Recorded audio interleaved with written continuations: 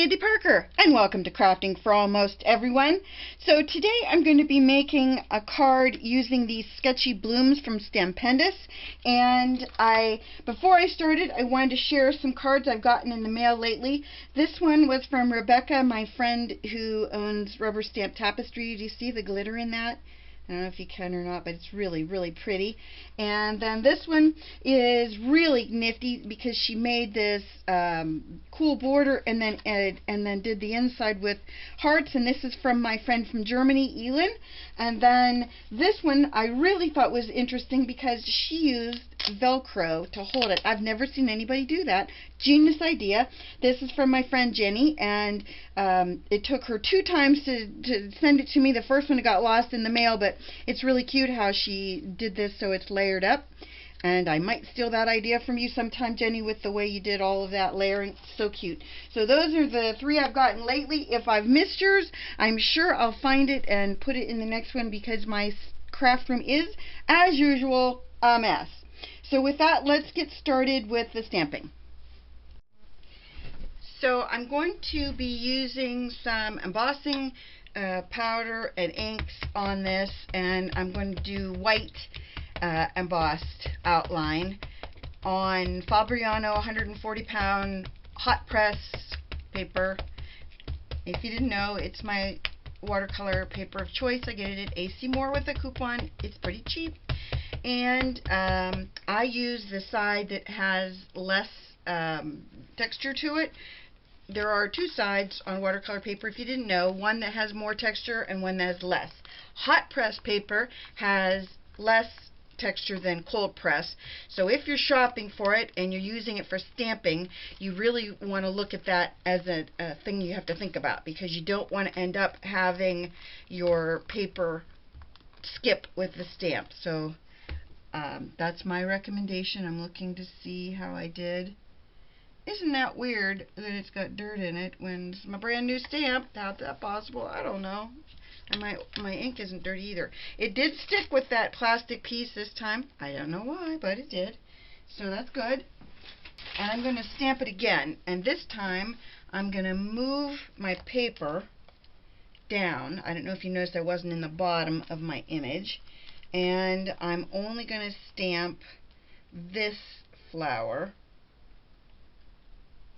I'm going to try and line it up so that I get as much of it into the picture as possible. That looks about good. And we'll ink it up, and then we'll be ready to roll. This should stay wet long enough for me to be able to do the powder on it.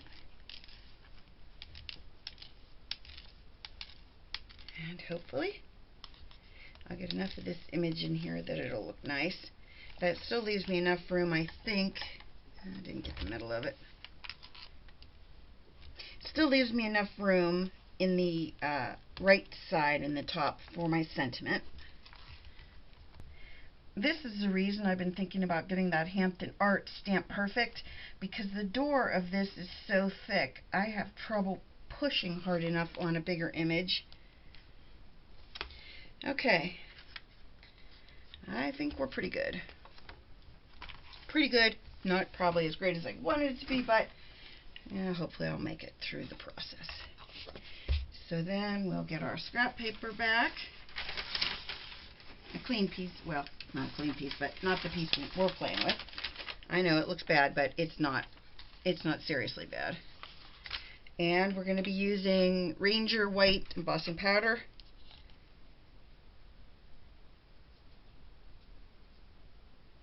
Might as well use the whole jar, right? Might as well get it everywhere. I did use my anti-static tool before I did this, but as in all things, you just never know. I never know how much. Ooh, oh boy, I just smeared some off. Okay, that's a problem. See if we can get it to stick again. Oh, good enough. Don't worry. There's always that second time. You can smear it around. That looks good. off to the side with that, and then take my wrinkly paper and put this back in the bottle. It always amazes me how far embossing powder goes. You have these little bottles when you first buy it and you think, oh, that'll last me 5 minutes, and then you keep using it, using it, using it. It's like glitter. Glitter seems to go, you get more glitter as time goes on than less, I swear. Okay, I'm going to heat it and come back so you don't have to watch that part. Before I go any further with my watercoloring, I thought I would tell you a little bit about why I just bought this new set of watercolors. The reason I started my channel was because there was nobody on YouTube that could tell me what I should buy or what I shouldn't buy. And there are a variety of reasons why I need to buy different things than other people. So I bought this set because Lindsay the Frugal Crafter used it, and it looked great, and it is great. And I've used it. But I don't know if you can see this, but here's the problem I have. Because these pans are so little and so close together, I contaminate the paints around it. Almost every time I try to get one color, I end up smearing another color into it because I just don't have the control that other people have. And I don't, and you know, my hands aren't as steady maybe as other people. So as much as I love this set, I really needed a different set. So I started watching YouTubers that were watercoloring, and Lindsay recommended this one. I asked her for specific ideas of sets, and Lindsay said, this is a great set. Then I watched Christina Werner use it, and here is the reason I got it. It's not just that these pans are big. That's great, but it's also that they are all easily removable. So if I wanted to, I could just put them anywhere around my work surface and use them and never contaminate another watercolor again. So these are a Kuretake Tambi. I don't know the rest of it, but it's the 36 set. I'll link it down below and give you all the scoop on it as far as where to buy it and the price. I think I paid $32 for a set of 36. I might be wrong about that, but I'm pretty sure that's what I paid.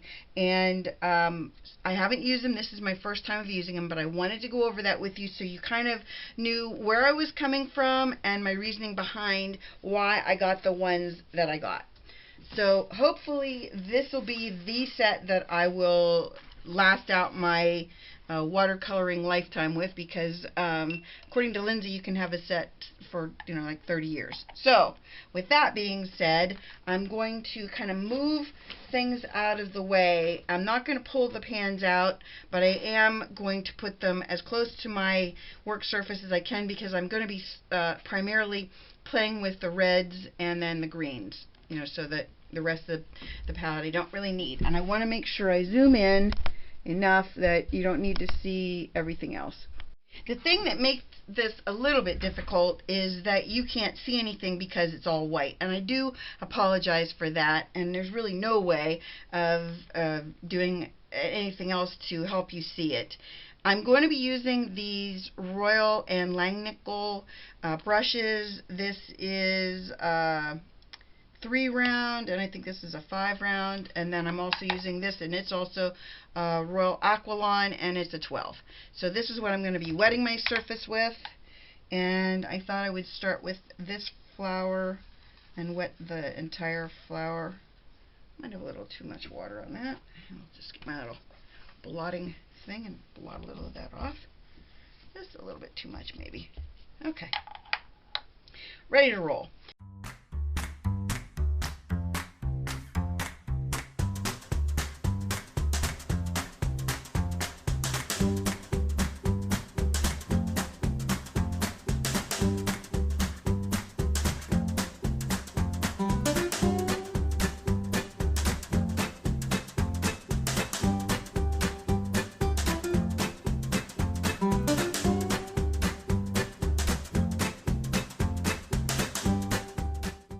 I think what I'm going to do is take that really darkest number 36,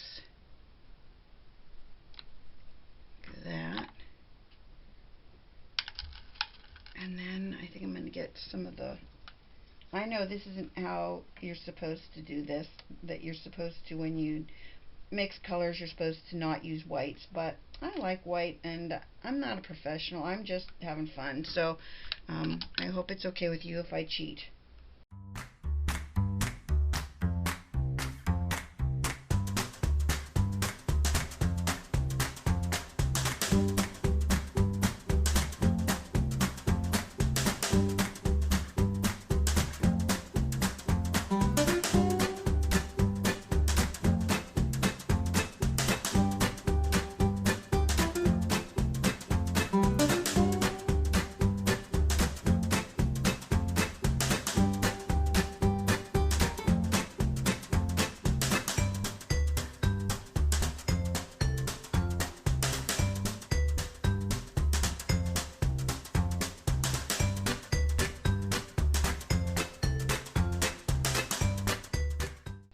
Okay, I'm going to dry this, and I'm going to be right back.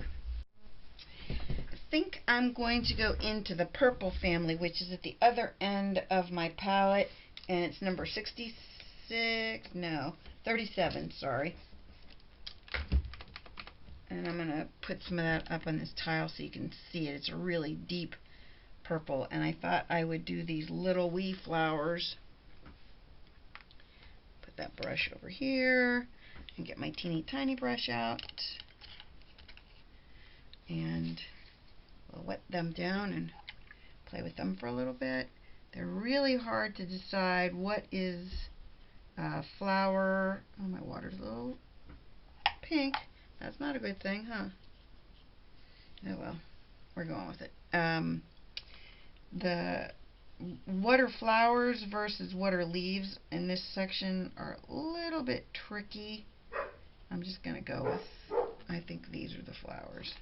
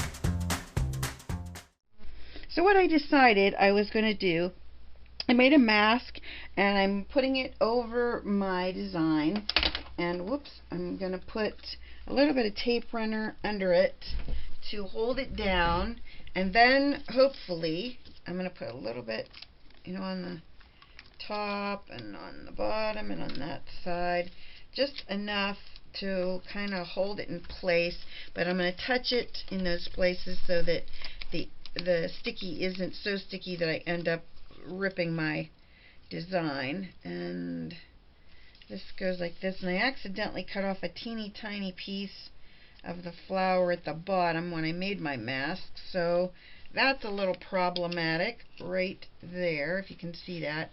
So what I did was I took all the extra paint that I had on my palette and I put a lot of water with it. I'm not sure how this is going to work in the end because it is a little bit iffy at this point, but I have so many splotches of paint on here that I'm kind of worried that if I don't do something like this, you're going to really see the problems that I created. So that's what I'm going to do, is I'm going to just brush my wash over the background of the card, and hopefully hold my mask in place so that my mask hopefully absorbs as much of this pink as possible, so that I don't end up having a big problem with that. And then I'm going to have to do the other sides, and I unfortunately have to turn this because of the way that we have the mask on our background, and hopefully we won't end up with too many weird colors that are problematic because of the, I'm hoping that the embossing powder that's dried in the back is going to make a difference too. Let's take off our mask and see if I can do it without ruining our image.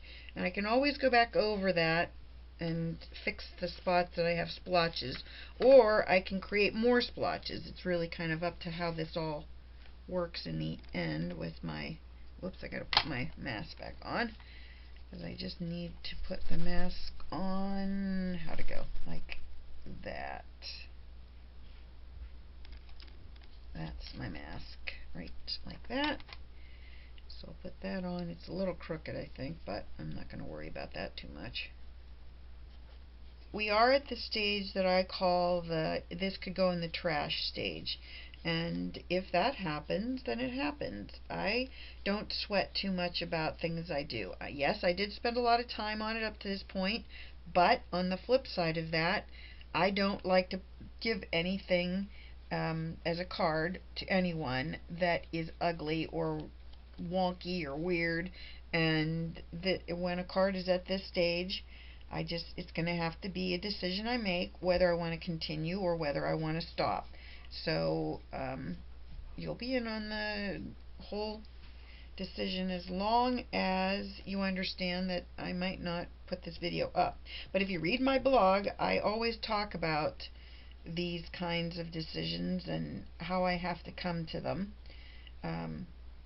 My blog isn't, I don't think, like other people's craft blogs.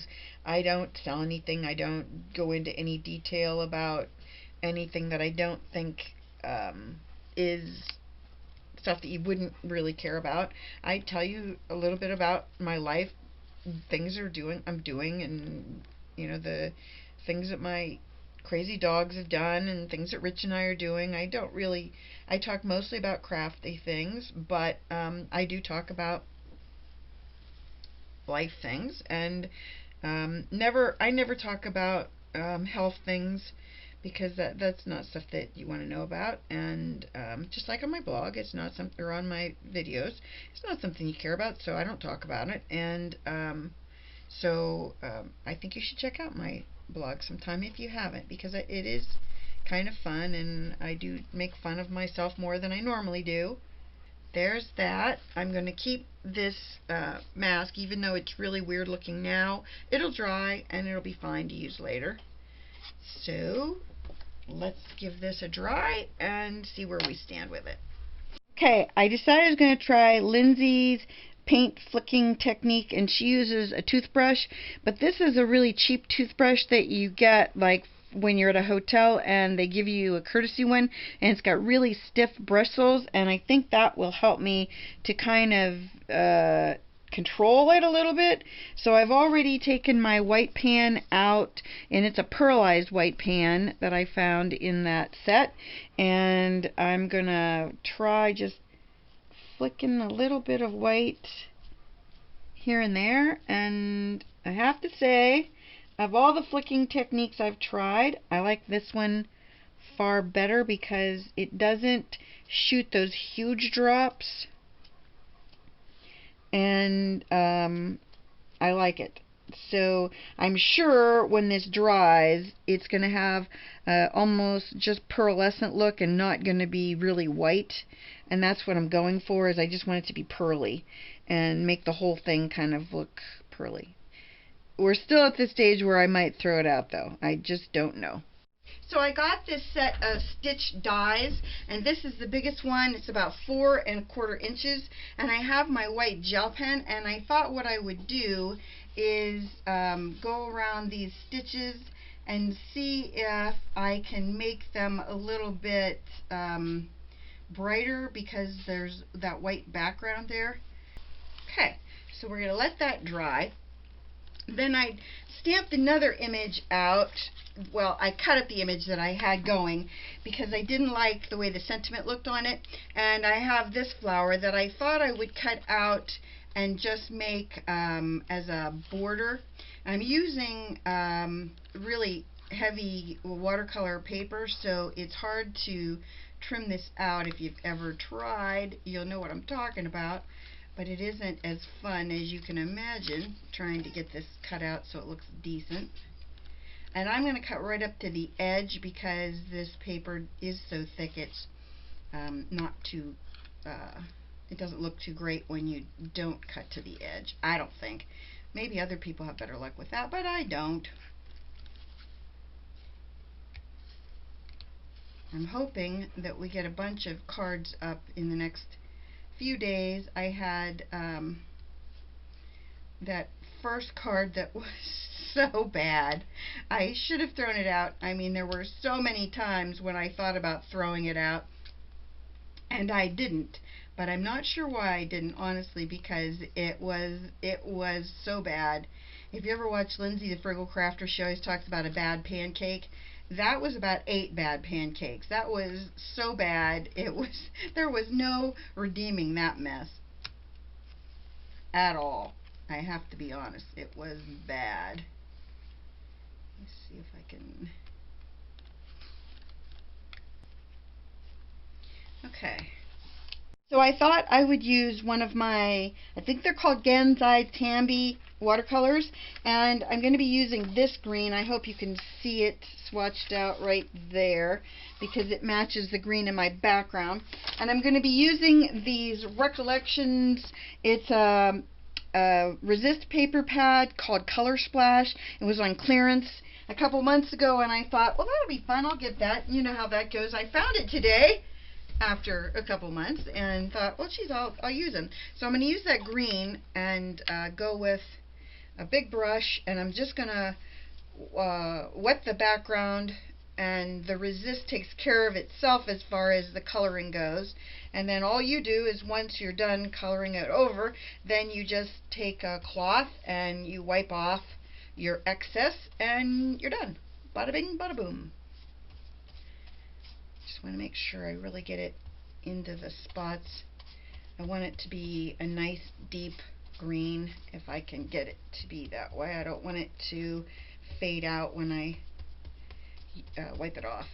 So I'm going to just keep kind of pressing it in with my brush just to make sure that I get as much of the watercolor in my pattern as I can. Okay, let's see how that works, and if I have to do another layer, I will. But you take your, this is, I keep old bibs. I don't know if you know this system about me, but I keep old bibs that have snaps, and I attach them to my chair that I work with, and then whenever I need to use something, I just use these, and then I wash them when they need washed. And I'm going to do a little bit more, I think. And they work really well for me. If you're looking for an idea that's good for the environment, that's not something you have to keep throwing out, that works for me. Just going to do this one last layer. See if I can get everything colored in. And then I'm going to just let this dry. I just want to make sure that I have a good dark image. And we'll let that dry, and then I'll be back. So my next step, I think I'm going to put some things together, and then I'll decide about my sentiment in a second. But I made a 5.5 by 5.5 inch square. It's actually 11 inches long, scored at 5.5 inches. It's Recollections 110 pound cream watercolor paper. No, cream cardstock, sorry. And then this is 5 1/4 by 5 1/4, so it's 1/4 of an inch smaller. And we want to make sure that we get it lined up. I put tear tape on the back of it, and I covered it really well, or at least I tried to, because I wanted to make sure that my piece would look good. Then I put fun foam on the back of my circle, and I thought what I would do is put it right here and then put my sentiment up there. So let me take my tear tape, the backing off my tear tape. Okay, so I have all my tape off, and I think the way I want to have this is so that my main flower, a little piece is near the bottom. And that looks good. And then we'll put our sentiment here. I also did this, I had this piece from the first card that I cut out, and I thought what I would do is lay it on the inside of the card up against the side near the bottom. Again, I have tear tape on the back of this, so it'll be really well adhered. So that is the inside, and now it's time for sentiments. So let me grab that and I'll be back. Okay, I'm going to use the Onyx black ink that, of course, you know, I've decanted into one of the distress ink containers. Weirdly enough, Jennifer McGuire did that, and I thought, finally, she's doing something that I did. Made my day, because it was something that, you know, I've copied so many of her techniques. I thought it was wonderful that she was doing something that I'd done for a very, very long time. Made me happy. Anyway, I'm going to stamp this upside down. It's a wooden stamp from an old Stampin' Up! Set, Bloom with Hope, and I'm going to put it on this off-white piece of... See this? Wait, before I go any further, I want to show you this. Do you see this little black edge right here? If you ever have that when you stamp up a stamp, you need to cut that off, because if you don't, you're going to end up with having that black on your card or on whatever project you're working on. So you always want to make sure that you look at a brand new stamp before you stamp it to make sure, once it's inked, that you don't have anything like that on it. If you do, get rid of it, because you do not want to end up with that on your... Okay, so now all we're going to do is we're going to really ink it up well, and I have a punch that I'm going to be using on it, so I don't have to worry about making sure that it's straight. Just want to make sure that I ink it well, that's all. I do have padding under here, so it should stamp really well. And I'm going to rock it just a little bit to ensure that I get the tops of my words and the bottom of my words. There we go. Hard to believe. I think I'm also going to put some clear embossing powder on it, and then we'll be able to heat set it so that it really shows up nice. And then you just take a scrap paper. I'm going to use an old calendar that I've been working on for a project. I have an idea of how to use the top of that calendar as part of a card. So, okay, now I'm just going to heat set it. Hopefully, we're almost done. Heat this up a little bit before you take it to your paper.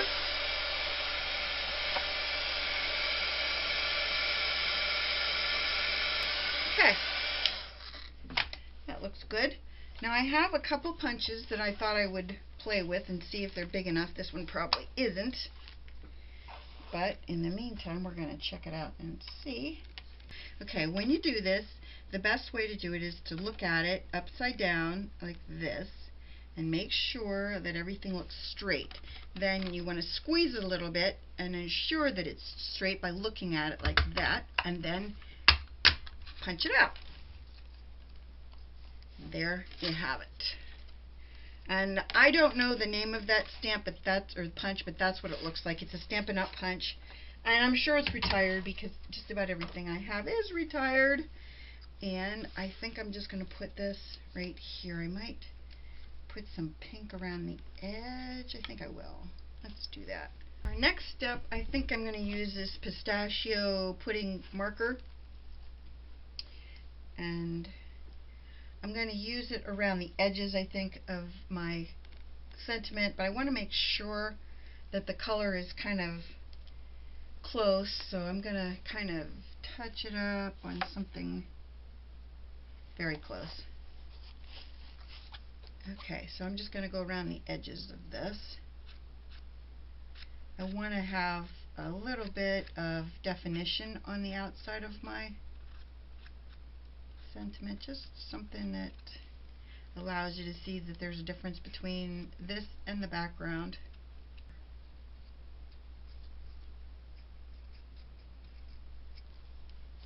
Okay. Then, when you do something like this, where you have foam underneath this centerpiece, then you need to put some foam under part of your sentiment, because if you don't, then it's going to look weird, because your sentiment is going to be half high and half low, if that makes any sense. So I'm just going to put tape over that side of it, which is the left side, and that's where I'm going to have it so that it's raised. And then I'll put it like that. That'll work good. So I'm going to put some of the tear tape on my backing, and then hopefully it'll stay there. It looks pretty sticky. Okay. So we're going to put this. I'm putting that as close as I can to the foam as possible, so that this piece of foam is almost touching, well, it is touching the circle. Okay, so I decided I was going to use some of these Nouveau crystal drops. The dogs think that there is in fact a killer outside, and I'm sure you know the story, there is not. And if you do this crystal drop just as slow as you possibly can,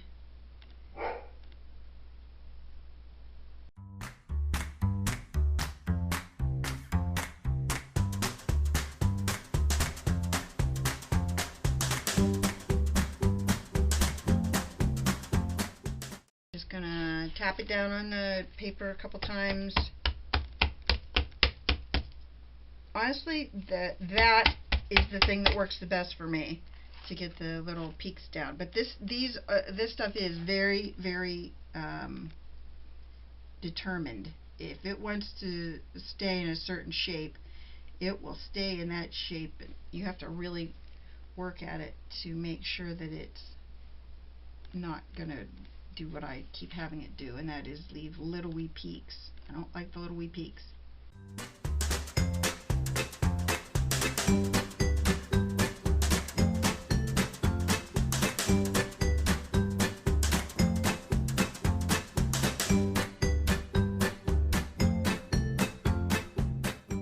Okay, so that is the card. Now all we need to do is the, well, I stamped the inside with the sympathy sentiment, and then all we have to do is the envelope. And for the envelope, I did already make it because it's a special size, and I stamped it with stamp from Bordering on Romance, an old Stampin' Up! Set, and I liked that image, so I thought what I would do is color it with some of my alcohol markers. So before I go into my markers, what I thought I would tell you about is, remember this book I made? Well, one of the things I wanted it for was so that I could know in a second what colors I need for my project. So what I did was I organized them by color, and I said where they were in the rack that I have them in, because I mean, you have 168 markers, it's complicated to find them. So what I did was, like in this case, I looked at my art and this number 126 looked good, so that's what I'm using to as one of my primary colors. So that's what I'm doing with this book, is I'm using it as a way to determine really quickly what colors I want to use. So I'm going to color in my everything that I have here, and hopefully it'll look good when it's done.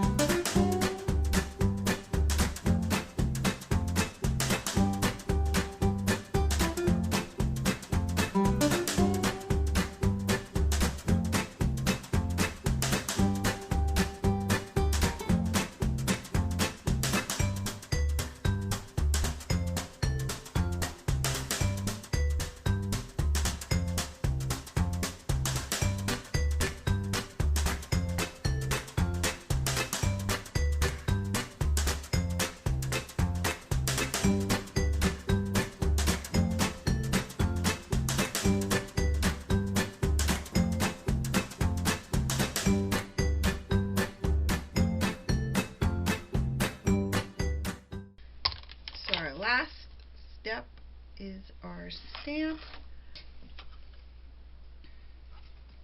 I don't want to get my little dots messed up, so I'm gonna stay clear of that and get that alcohol ink away from that. Made for you by Sandy Parker. So that's our card. It I think it has a lot of fun little techniques in it, and it's a sweet little card. I do like this resist paper. It was fun to play with, and I hope you enjoyed this and that you'll give it a thumbs up and subscribe. Tell one friend about me. I'd really appreciate it. Thanks so much for watching. Bye-bye.